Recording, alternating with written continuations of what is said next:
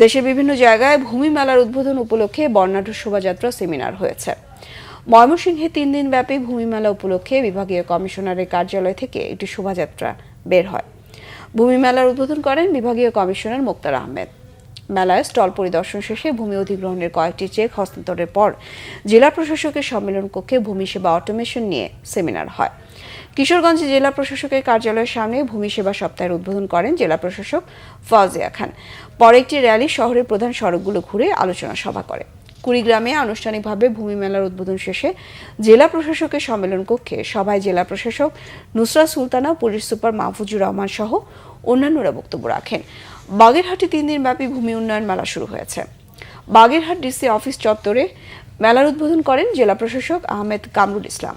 সাতক্ষীরায় 3 দিনের ভূমি মেলা উদ্বোধন করেন জেলা প্রশাসক মোহাম্মদ মোস্তাক আহমেদ। পরে জেলা প্রশাসকের হলরুমে হয় আলোচনা সভা।